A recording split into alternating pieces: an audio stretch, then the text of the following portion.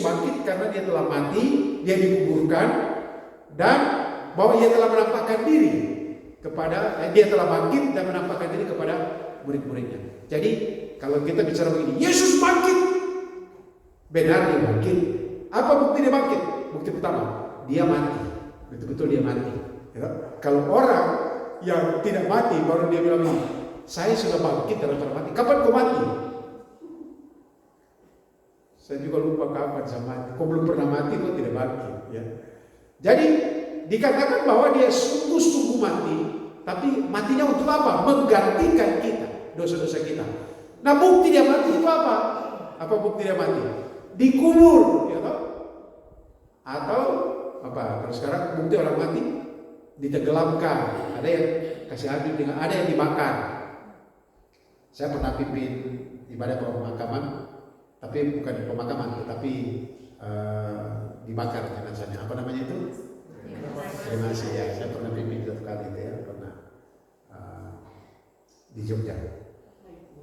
Nah, saudara, jadi Yesus dia mati, tapi kalau di Israel sana, bahwa bukti seseorang mati dia harus dikubur. Tetapi hari ketiga dia bangkit, saya sudah jelaskan hari ketiga itu. Bukti dia bangkit dia lagi apa? Dia menampakkan diri. Jangan bilang saya bangkit.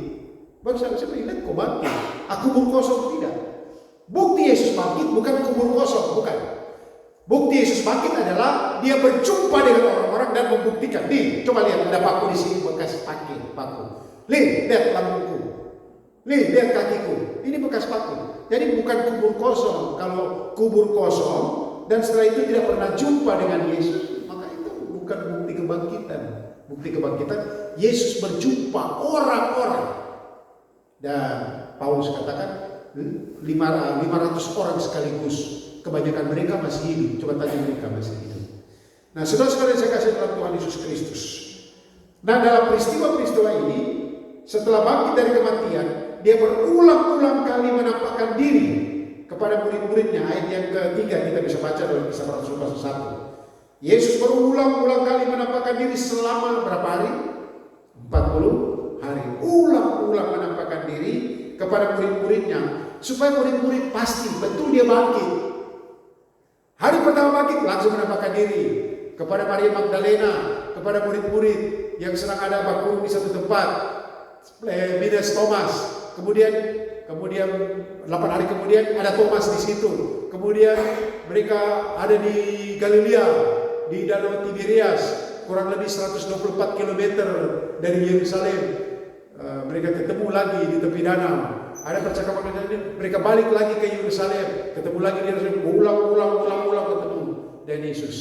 Tapi waktu balik di Yerusalem ini sudah ayatnya yang keempat mulai ayat keempat, ketemu dengan Yesus mulai memberikan mereka bimbingan. Nah, sekarang saya bertanya begini kepada Bapak Ibu Saudara, supaya jangan salah tentang kronologis Alkitab. Amanat agung Yesus Kristus dalam Matius 28, ayat yang ke-18 sampai 20. Kepadaku telah diberikan segala kuasa di surga dan di bumi, karena itu pergilah jadikanlah semua bangsa muridku, dan seterusnya. Itu terjadi di mana? Di Galilea, kurang lebih 124 sampai 176 km dari Yerusalem, atau terjadi di Bukit Zaitun, Yerusalem? Jawabannya adalah itu di Galilea. Masih di Galilea mereka ada kumpul-kumpul di sana. Ya. Nanti itu pembekalan Yesus diadakan di sana di Galilea. Kemudian ke Yerusalem. Yesus memberikan janji Bapa ini, mengingatkan mereka ayat 5. Ya, diingatkan bahwa ayat 5 dalam Kisah para Rasul. Sebab Yohanes membaptis dengan air, tetapi tidak lama lagi kamu akan dibaptis dengan Roh Kudus, ayat 6. Maka bertanya mereka, ayat yang keempat. Pada suatu hari ketika ia makan bersama dengan mereka, ia melarang mereka meninggalkan Yerusalem. Jadi dilarang, jangan tinggalkan Yerusalem. Karena ada janji Bapa, yaitu kamu akan menerima Roh, ayat 8. Karena untuk menjadi saksi yang sudah diajarkan, yang sudah saya sampaikan, amanatkan pada waktu di Galilea itu, pergi jadikan semua bangsa, itu perlu kuasa. Kuasa itu hanya dari Roh Kudus. Jadi sabar di Yerusalem, sabar. Saya mau tanya Bapak Ibu sebelum masuk ke garis besar. Apakah Tuhan Yesus kasih tahu setelah saya naik hari kesekian saya akan memberikan Roh Kudus. Dikasih tahu tidak? Tidak. Sekarang kita tahu toh berapa hari setelah Yesus naik? 10 hari. Pentakosta. Tapi dulu mereka tidak tahu saudara. Sekarang kita bilang cuma tunggu 10 hari saja. Hari pertama tunggu belum datang. Hari kedua tunggu belum datang. Nanti saya akan jelaskan sebentar. Bapak Ibu Saudara yang saya kasih dalam Tuhan Yesus Kristus. Ketika Yesus naik ke surga yang kita lihat tadi, setelah Yesus melarang mereka jangan meninggalkan Yerusalem karena akan diberikan Roh Kudus. Kemudian Yesus sementara menjelaskan tentang kerajaan Allah, ada yang menyelam. Terus kapan itu terjadi? Tapi pikiran mereka bukan kerajaan Allah, pikiran mereka tentang kerajaan duniawi. Tadi Pak Ketua Majelis berdoa untuk anak-anak supaya mereka tidak dipengaruhi oleh keadaan duniawi. Mereka berpikir duniawi, pikirnya kerajaan Daud akan terwujud segera. Mungkin mereka punya kedudukan ini, dan itu bukan urusanku sama-sama dia lalu. Kau jangan pikir itu bukan itu. Tetapi kamu akan terima kuasa kalau Roh Kudus turun atas kamu. Dan sementara bicara Yesus terangkat.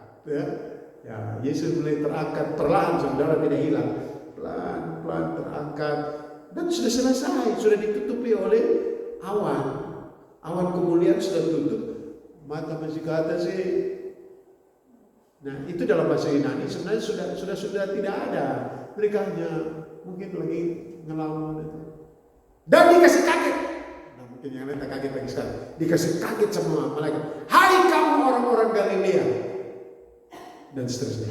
Jadi mereka sekarang dalam pembacaan kita lagi dalam posisi menanti-nantikan kedatangan Tuhan.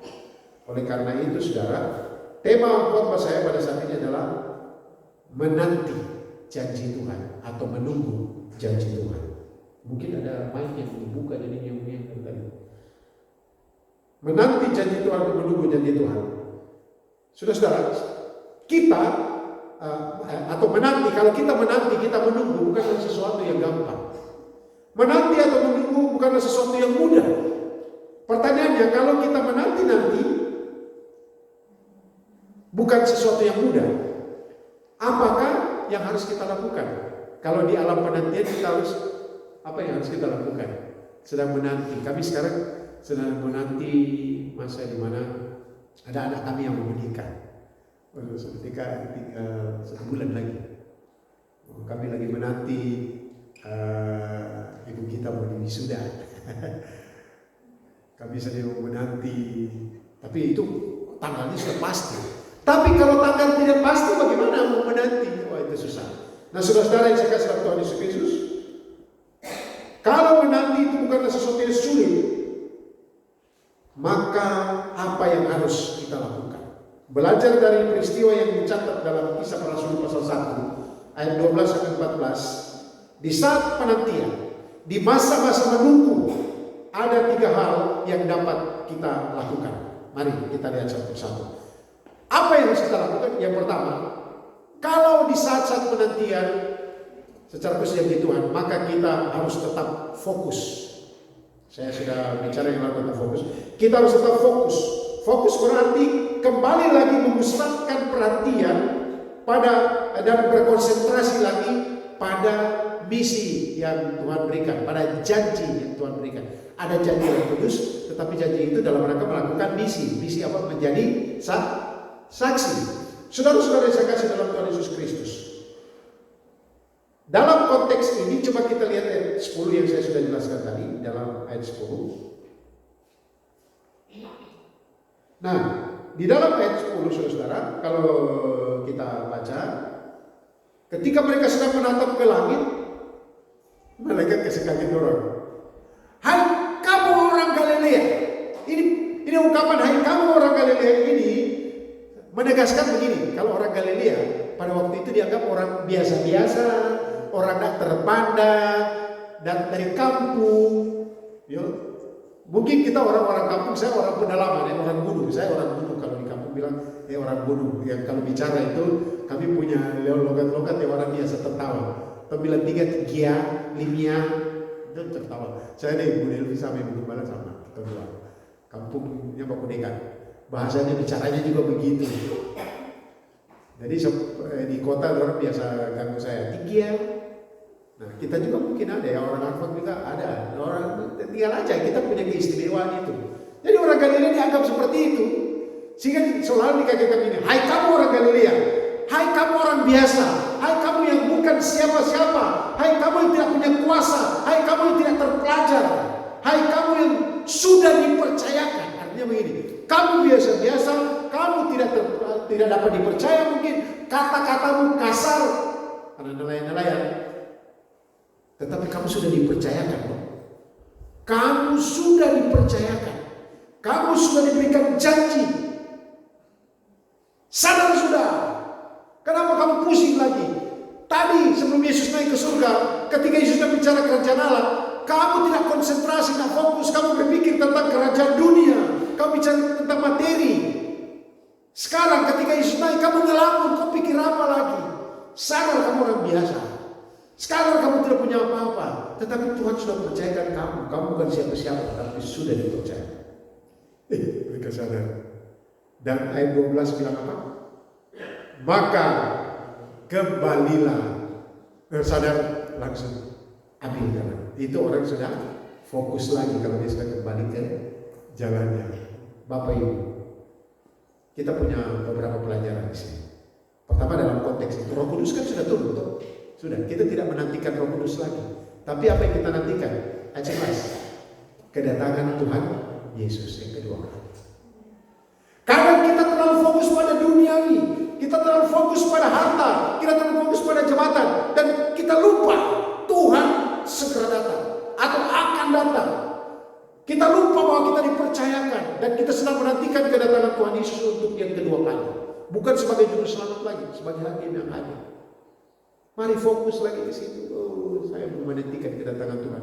Sehingga ketika saya bekerja di rumah, saya sedang menantikan kedatangan Tuhan. Ketika saya sedang bekerja di kantor, saya menantikan kedatangan Tuhan. Ketika saya sedang menanam, bertani, saya sedang menantikan kedatangan Tuhan. Karena Yesus akan turun. Seperti dia naik. Seolah-olah bilang begini. Ya, yang kedua bilang begini. Yesus ini, coba kita lihat sebelah. Yesus ini, kalau kita bilang dalam bahasa sehari-hari, hai orang Galilea, yang biasa-biasa, tapi Tuhan sudah percayakan. Yesus yang memberikan mandat kepada kamu, Yesus yang sudah mengajar kamu 3,5 tahun, Yesus yang mati menderita selama mati untuk dosamu, tetapi sudah bangkit dari orang mati. Yesus yang sama dengan keadaan yang sama, dia akan turun kembali di tempat yang sama. Ini bentuk kepastian, saudara. Dia akan datang lagi. Dia tidak akan meninggalkan kalian sendirian. Ingat baik-baik. Dia berjanji tentang Roh Kudus itu akan datang. Dia tidak tinggalkan kau sendirian, tetapi dia akan datang kembali jemput kamu. Kita harus ingat itu Bapak Ibu. Tuhan akan datang kembali untuk jemput kita. Persoalannya, apakah kita sudah buka hati terima dia dengan sungguh-sungguh sehingga ketika dia datang kita boleh, apakah kita berani menjanji sekarang begini? Ada lagu lama. Kapan Yesus kembali? Kapan Yesus kembali ke dalam dunia ini? Sungguh tak lama. Jadi kalau saya bukan soal sungguh tak lama lagi, tapi apakah kita berani berkata, Tuhan kapan kau datang? Kapan? Artinya ada harapan, pengharapan. Betul? Fokus lagi Bapak Ibu ya. Kita boleh sibuk mencari nafkah, kita boleh sibuk berkarya, bangun prestasi, tapi jangan lupa relasi dengan Dia yang sudah memberikan kita keselamatan. Dia akan datang kembali. Itu yang pertama, fokus ya, belajar fokus. Nah, begitu juga kalau kita beribadah, kita fokus Bapak Ibu Saudara. Puji Tuhan. Ya memang kita boleh pakai handphone, baca kitab di handphone. Saya juga pakai tape karena di Alkitab mata saudara ini. Tapi ingat, matikan semua dulu data-data, semua mati. Dan kita pakai itu.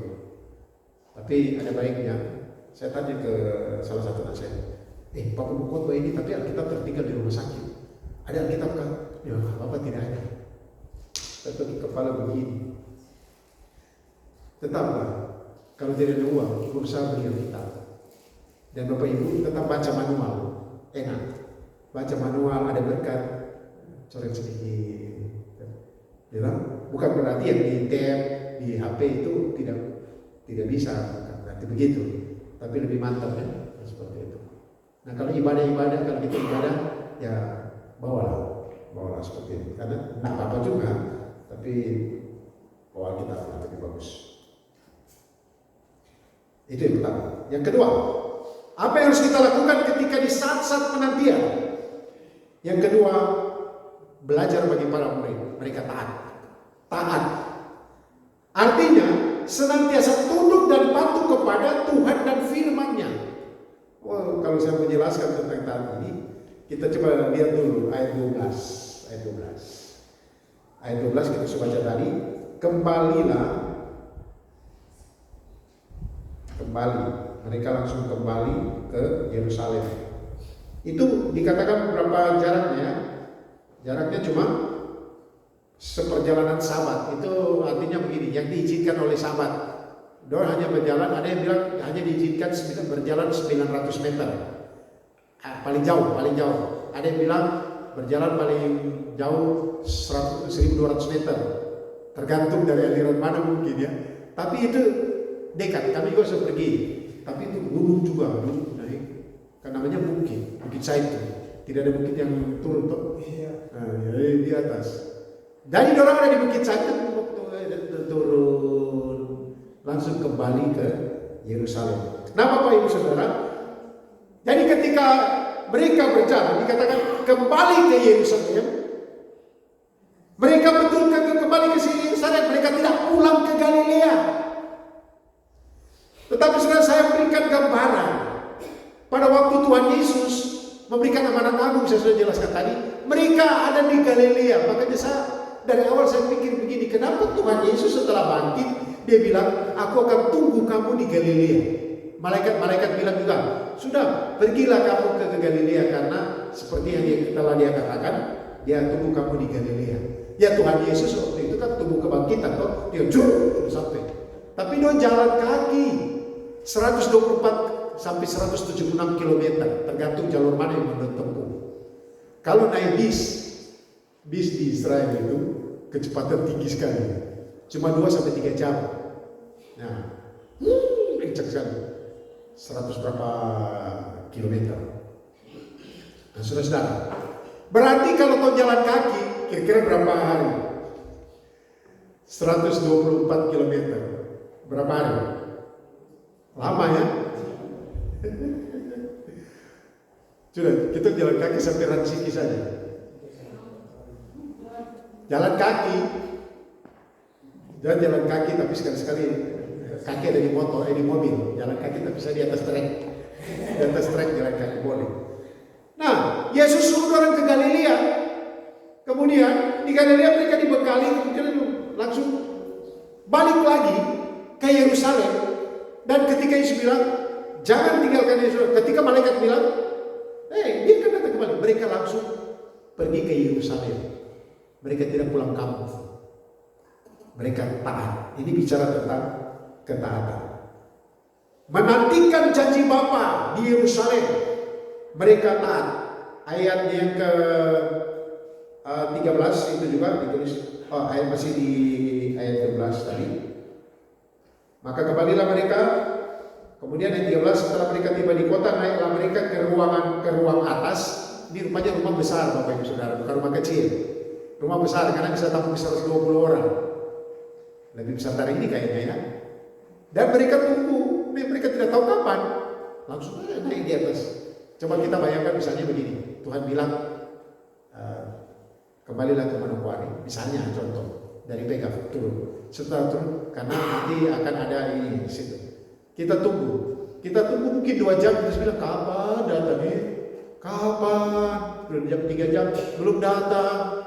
Apalagi satu malam saya tidak tidur, tapi malam saya tunggu, tidak datang lagi. 1 hari, tunggu lagi 2 hari tidak datang, 3 hari tunggu lagi tidak datang, 4 hari tunggu lagi. Tapi mereka ada aktivitas. Setelah itu mereka ada pilih 1 orang untuk ganti Yudas. Bukan berarti mereka tinggal terus di dalam ruangan itu untuk berdoa terus, tidak. Tapi mereka tempat pertemuan situ sambil berdoa bertemu, nanti kita akan lihat yang ketiga. 10 hari saudara nunggu. Coba kita menunggu begitu tanpa memberitahu waktu. Kira-kira kalau pacaran, pacar bilang begini, nanti biasanya cowok-cowok tuh kan jemput. Jemput saya di honeymoon ya. Sekarang bukan honeymoon lagi, apa ya? Ya, anak wari. Ya, CM. Saya juga baru 2 kali ke sana kapan. Di mana? Di BNI sudah. Kemudian di jalan, tidak kasih tahu jam berapa. Tunggu jam 5 belum datang. 5:30 datang. Semua ini pacar-pacar begini, saya kasih putus cepat kapan? 2 jam tidak datang, 3 jam tidak datang, 4 jam. Kira-kira kalau ada cowok tunggu 4 jam kan tidak di begitu. Tidak ada 2 jam dia langsung gas. Mau telepon lagi dia kasih padam HP. Selesai sudah. Kira-kira perkaranya apa? Baku tengkar, mungkin rencana pernikahan batal. Tidak, saya mau beritahu tentang bagaimana menunggu di waktu yang tidak ditentukan. Sulit. Kapan Yesus datang kembali kali kedua? Tidak ditentukan. Bahkan dikatakan malaikat-malaikat pun tidak tahu. Bahkan dikatakan anak pun tidak dalam kondisi ini rencana Bapa. Saudara, tapi mereka taat saja. Hari ke-10, mereka tidak tahu kalau hari ke-10 mau dapat. Mereka dalam ketaatan dipenuhi oleh Roh Kudus. Bapak Ibu Saudara, ketika kita sudah fokus lagi, jangan lupa taatilah firman Tuhan. Mereka mentaati firman Tuhan, pergi ke Yerusalem. Kita taati firman Tuhan untuk apa? Untuk menjadi berkat. Sekarang kita jadi saksi. Bagaimana kita jadi saksi? Sudah bukan hanya kata-kata. Banyak orang bilang, saudara jago berkhotbah. Di pasar, tapi di rumah tukang maki. Bukan maki lagi. Diam-diam dia ada pasang apa ini? Beli barang apa ini? Beli baru pasang. Kok mimpi apa tadi malam? Lalu saya mimpi buka masuk 27 ayat 3. 273. Saya tidak tahu itu. Apa itu? Oke. Atau ada, kalau ada yang main togel sendiri, bertobat sudah. Bekerja, tanam kasbi, keladi. Atau ada yang mulai lirik, tidak tahu lirik apa. Banyak liriknya, lirik ini, lirik itu. Itu janganlah. Karena apa? Yang bicara tentang ketaatan pada firman, atau berkhotbah, atau bersaksi, bukan hanya berkhotbah, tapi lebih pada apa yang menjadi karaktermu, sifatmu, kata-katamu, perilakumu, itu menjadi saksi. Sehingga orang tanya, Bapak beribadah di mana? Kenapa? Nah, saya suka ibadah bersama-sama di beberapa tempat. Oh, kenapa? Macam lain kah Bapak? Bapak macam lain kah? Ada yang pernah bilang begitu? Saya di Manado dulu, kami kan biasa menyanyi. Kan kita orang Kristen suka menyanyi kan? Manado juga orang Kristen kan? Saya tunggu ibu di pasar. Dia katakan kalau ibu belanja tidak lama toh. Tidak lama sekali. Tawar tomat di sini, pindah ke sini, pindah ke sana, pindah ke sana. Setelah itu tawar balik mulai di pertama. Beli di sini. Mama dapat yang murah sekali di pertama. Tunggu lama, saya menyanyi. Kami punya mobil ST20 dulu kecil. Tidak ada, semua kaca tidak ada. Tapi saya mulai menyanyi. Kemudian ada ibu mungkin perhatikan dia bilang, Bapak orang Kristen kan atau hamba Tuhan kan? Saya bilang, iya kenapa? Suka menyanyi enak lihat. Lagu-lagu rohani yang lagi, ku sembah Kau Tuhan. Ada orang lewat kita tidak peduli juga. Apalagi kalau kita sudah menikmati hadirat Tuhan. Aduh, ku sembah Kau Tuhan. Ku tinggikan. Apalagi yang penuh kesungguhan kemudian. Ku mau cinta Yesus. Air mata bersyukur ada orang diberkati. Dan saya seringkali berkata bahwa saya mengajar homiletik atau ilmu berkhotbah. Khotbah yang sejati adalah pribadi pengkhotbah itu sendiri, ibu kepala yang seringkali menyampaikan materi itu. Apakah khotbah sejati? Khotbah sejati adalah si pengkhotbah. Itu intinya. Artinya perilaku ini penting, ketaatan pada firman itu penting, menghasilkan buah itu penting melalui perilaku kita. Tetapi juga jangan lupa, kalau ada kesempatan cerita tentang Yesus kepada orang, kebaikan Yesus. Ya, Yesus, ingat khotbah lalu, Yesus sayang kita semua tahu, Yesus sayang. Murid yang dikasih oleh Yesus. Apa yang harus kita lakukan? Harus gemar bersaksi, cerita kebaikan-kebaikan Tuhan. Kita tidak harus bilang, tapi aduh, ini pertolongan Tuhan saja. Yesus Kristus. Saya juga kadang-kala di TikTok itu lewat ini yang petinju-petinju waktu menang. Ada praise God, baru diwawancara pakai bahasa Inggris, dia bilang hanya karena Yesus Kristus. Malah ada yang langsung bersaksi, Yesus mati di kayu salib bagi saya. Yang ketiga, jadi kalau kita sedang menanti di alam penantian, di saat-saat menanti, satu harus tetap fokus. Kita kembali pada misi kita. Tuhan utus kita sebagai domba di tengah-tengah dunia ini, di tengah-tengah serigala ini. Jangan jadi serigala. Yang kedua, kita tahan. Yang ketiga, apa? Ayat 14. Ini gampang, ayat 14. Kita baca ayat 14, apa? Mereka semua bertekun dengan sehati dalam doa bersama-sama. Yang ketiga, jadi fokus, taat, berdoa. Saudara-saudara yang saya kasih Tuhan, artinya berkomunikasi, bersekutu dengan Allah. Ayat 14 ini Bapak Ibu Saudara, saya coba cari bahasa Yunaninya. Kata berdoa di sini itu artinya apa ya? Berdoa itu artinya begini. Datang kepadanya dengan sungguh-sungguh. Datang dengan sungguh-sungguh. Menghadap Tuhan loh. Coba kalau kita besok mau audiens dengan Bupati saja loh. Kira-kira kita sementara Bupati bicara, apakah kita sibuk? Halo, sementara Bupati bicara? Terada. Itu manusia. Ini datang menghadap Raja di atas segala raja, Sang Pencipta Maha Kuasa, Allah yang cemburu tetapi penuh kasih. Kita datang kepadanya untuk memohon belas kasihan. Masa kita harus mengatakan atau melakukannya dengan sikap yang benar? Ini bukan syaratnya, tapi sikap berdoa yang benar. Ini bicara tentang doa, dan caranya yaitu dengan sungguh-sungguh, dengan tekun. Tekun itu artinya apa? Terus menerus dilakukan. Berapa hari dilakukan? 10 hari. Apakah mereka tahu 10 hari? Tidak tahu. Sudah 10 hari mungkin pagi-pagi.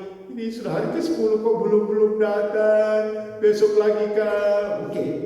Dan ini bukan sembarang Bapak Ibu Saudara. Suasana mereka bukan suasana yang baik-baik saja. Mereka itu sedang sembunyi-sembunyi dari orang-orang ahli-ahli Taurat yang membunuh Yesus.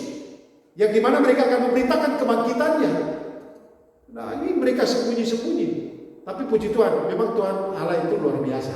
Pada waktu Yesus mati dan bangkit, langsung disuruh pergi ke Galilea, menyingkir. Ya toh? Itu menyingkir. Setelah menyingkir kurang lebih 40 hari, ya, mereka balik lagi ke Yerusalem, kan sudah agak tenang-tenang. Tapi ada 120 orang ini, ada orang-orang lain di Yerusalem datang, mereka kumpul. Dan saudara, mereka tekun berdoa. Jadi caranya yaitu dilakukan dengan sungguh-sungguh, tekun terus-menerus. Ada pergumulan apa kita? Jangan kita berhenti untuk menyampaikan terus-menerus. Sekarang kalau bisa mau tanya, kira-kira doa apa yang mereka naikkan? Apa doa yang mereka naikkan? Tidak ditulis ya. Tetapi Tuhan Yesus ajar doa mereka. Doa apa? Bapa kami kayaknya ya. Bapa kami di surga, dikuduskan namamu, datanglah kerajaanmu. Itu yang diajarkan di Injil Lukas pasal 11, dijelaskan Matius pasal 6 juga. Tapi karena penulis kisah para rasul adalah Lukas, kita referensinya Lukas pasal 11. Tuhan ajar mereka berdoa, Bapa kami di surga, dikuduskan namamu. Mungkin ya, ini tidak dicatat. Mungkin itu yang mereka kan bilang, kapan datangnya Tuhan? Kapan datang? Tidak. Mereka mungkin itu doa yang mereka ucapkan, karena mereka bilang ajarlah kami berdoa. Tuhan ajar berdoa itu kepada kita.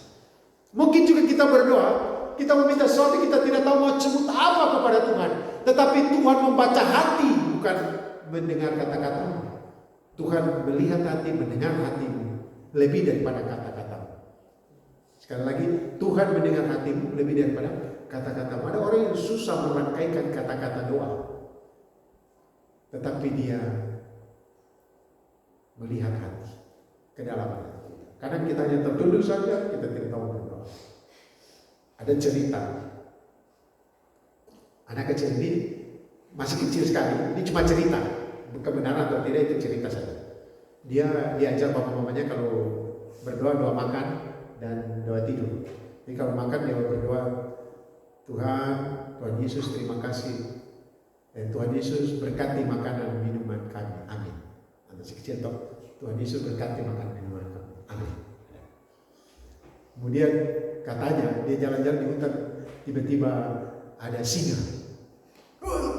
Oh dia takut, dia berdoa, Tuhan Yesus berkati makanan minuman ini, amin.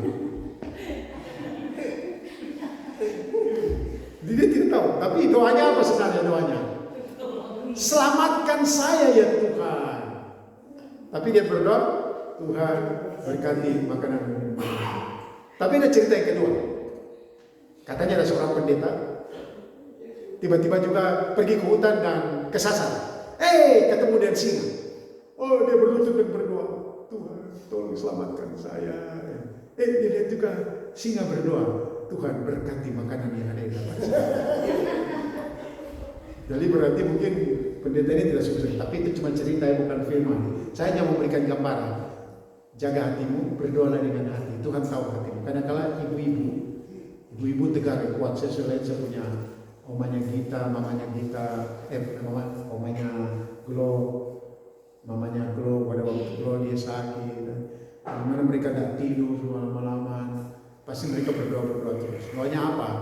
Ya hanya mereka tahu. Kadang-kala mungkin tidak pernah berdoa, tapi hatinya tidak berkata-kata, maksudnya tidak pernah keluar kata-kata, tapi hati dan air mata saya. Banyak kali kan ibu-ibu begitu tuh. Orang tua kadang-kala lihat anak, saya setelah dia ulang-ulang, tapi begitu terus. Tegur-tegur tinggal Bapak tolong. Pada waktu kami, saya dalam kondisi glow itu suhu balik panas. Saya tidak bisa lihat. Saya masuk kamar, saya ingat dulu waktu anak kami Kelvin, dia sudah bolak-balik ke dokter dan kami sudah tidak ada uang sama sekali. Mau pergi ke dokter tidak bisa. Dan saya sudah memberanikan diri pinjam, dan biasa pinjam. Tapi dia bilang tidak ada Pak Gembala, tidak ada. Saya dari ibu angkat Kelvin, masih 1 tahun, itu 5 bulan kan usaha. Tuhan, kami tidak bisa lagi, kami serahkan kepada-Mu. Dokter bilang harus beli obat itu 5 tahun. Obat itu, dan obat itu mahal. Berdoa, amin, kami serahkan, selesai. Besok mau ibadah atau obat, saya lupa juga. Tapi sejak saat itu tidak beli obat, namanya Porfilas, tidak pernah beli. Sampai dia sudah sembuh, tapi sekarang dia sudah besar sekali, sudah punya anak lagi. Sudah? Tuhan tahu hati kita. Tuhan tahu hati kita. Jadi sungguh-sungguh. Yang kedua, bagaimana mereka berdoa? Ini kan komunitas. Sehati dalam doa sendiri-sendiri atau bersama-sama. Kata kunci kedua itu sehati berdoa bersama-sama. Saudara-saudara, kenapa bersama-sama? Oleh karena mereka di satu tempat. Tapi kalau mereka di lain tempat, sehati ini penting sekali. Sehati berdoa. Ada pergumulan apa suami istri, sehati berdoa. Ada pergumulan apa anak suami istri, anak-anak orang tua, sehati berdoa. Sehati ini penting. Gereja kita ada pergumulan apa, sehati berdoa. Saudara yang saya kasih Tuhan Yesus Kristus, itulah yang mereka lakukan. Dan jawaban dari Tuhan apapun, yang penting kita sudah berdoa, Tuhan akan memberikan kita damai sejahtera yang melampaui segala akal untuk menghadapi apapun jawaban Tuhan. Yang jelas saudara, saya memberitahu ini penting sekali. Situasi bisa bertambah buruk, tetapi Allah tetap baik. Kapanpun Allah tetap baik, karena itu terus berdoa kepadanya. Saat-saat menanti kedatangan Tuhan, kita kan menanti kedatangan Tuhan sekarang. Apa yang harus kita lakukan? Tetap fokus. So, fokus pada firman, taat pada firman, terus berdoa. Firman Tuhan mengatakan, kalau kamu berdoa, kalau kamu tenang berdoa, kamu bisa mencurahkan isi hati kepada Tuhan. Tuhan memberkati kita sekalian. Amin. Mari kita berdoa. Bapa, terima kasih. Kami mengucap syukur untuk kesempatan yang Kau beri bagi kami. Belajar dari firman. Saat-saat penantian, saat-saat yang sulit. Tetapi kami mengucap syukur Tuhan beri kami kesempatan untuk dapat merenungkan firman. Terima kasih Tuhan. Bapak Ibu, saudara-saudara yang ada di sini saat ini, ketika firman Tuhan disampaikan dan Roh Kudus sedang berbicara, mungkin ada di antara saudara yang sedang menanti-nantikan sesuatu, jawaban doa, mungkin menantikan pertolongan Tuhan. Mari datanglah kepadanya. Atau mungkin juga harus mengakui kita sudah tidak fokus lagi dengan Tuhan. Sudah tidak taat pada firman. Akuilah semua kelemahan dan kelalaian saudara. Dan saat ini saya berikan kesempatan, silakan Anda curahkan isi hatimu kepada Tuhan. Beberapa saat. Sampaikan pergumulan Anda. Apa yang sedang dinanti-nantikan.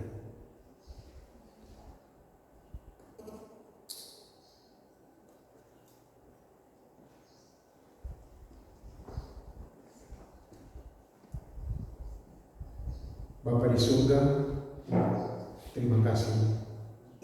Kami mengucap syukur untuk renungan firman Tuhan.